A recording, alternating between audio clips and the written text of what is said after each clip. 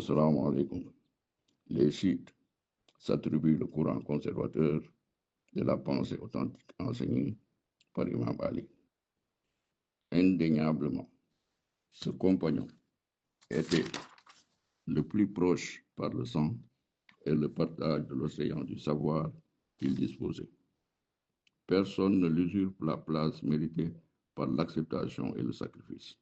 La ferveur de l'école chiite découle de ce patrimoine spirituel. Maintenant, là où il y a problème, réside du sectarisme radical. L'école dans l'incarnation de l'orthodoxie de l'islam à l'influence dans le bayt réclame le monopole de la vérité chez beaucoup d'adeptes. À cet effet, la position ferme la porte de l'unité et la fraternité dans l'ensemble. La raison de la désunion dresse une frontière illégale à lever au profit d'une cohérence de l'islam dans la globalité. Sous des considérations aussi légères d'une division, la beauté de l'islam est chiffonnée.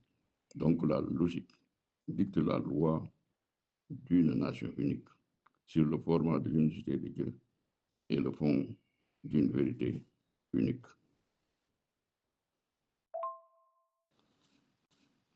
Assalamu alaikum. L'islam des sectes demeure celui de la scission. On ne revient jamais assez sur la réalité de ce monde en perpétuelle contradiction avec l'essentiel de l'enseignement du Saint-Coran et de la Sunna. Le fractionnement n'honore pas l'œuvre des devanciers, ayant porté la nation islamique à des milliards d'adhérents et doit cesser, rien que pour préserver leur mémoire dans la ressource qui a enfanté les meilleurs hommes autour des bienfaits sur la terre. La nouvelle demande mondiale exige les retrouvailles de toutes les entités islamiques pour la survie du monde musulman. Dès que les conclaves islamophobes se multiplient pour obstruer la démarche victorieuse et fructueuse par la conversion en masse à l'islam, surtout le cercle des scientifiques et intellectuels de renommée. Le resserrement des rangs des musulmans demeure une obligation.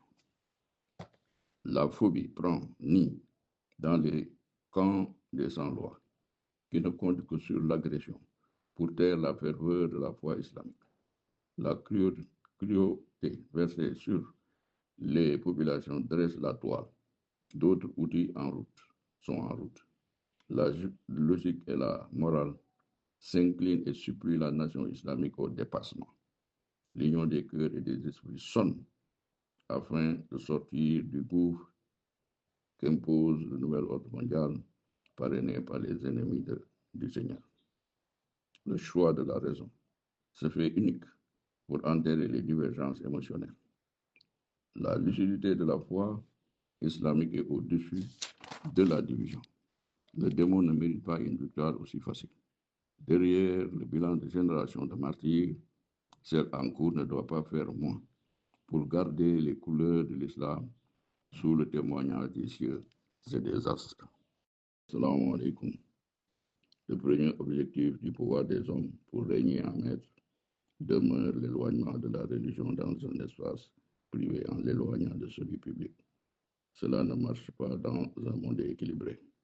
L'homme dans le désir de jouissance rejette naturellement la théocratie.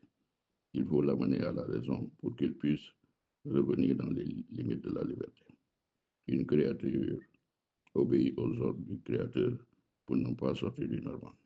Le Seigneur est au cœur de la vie et a une part dans tout acte posé au sein de son empire.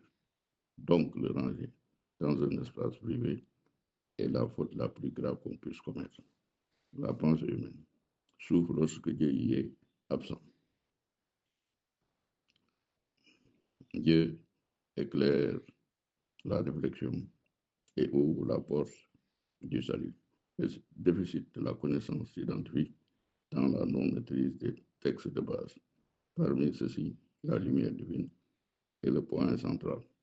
Tout autre outil dit d'édification est un feu de paille qui éclaire dans l'éternité pour ensuite plonger dans le noir. Ainsi, les limites humaines s'affichent partout. Le peu d'exploits réalisés vient du don naturel offert par le savoir de Dieu. L'erreur est humaine. L'incapacité de garantir une œuvre parfaite sollicite l'appui de l'être suprême. C'est Dieu. L'histoire de la science garde jalousement les renommés savants dans le cercle de la foi en Dieu, surtout dans les domaines de la médecine, les mathématiques et l'astrologie. Cela suffit pour prendre la boussole de la spiritualité comme premier moyen de recherche.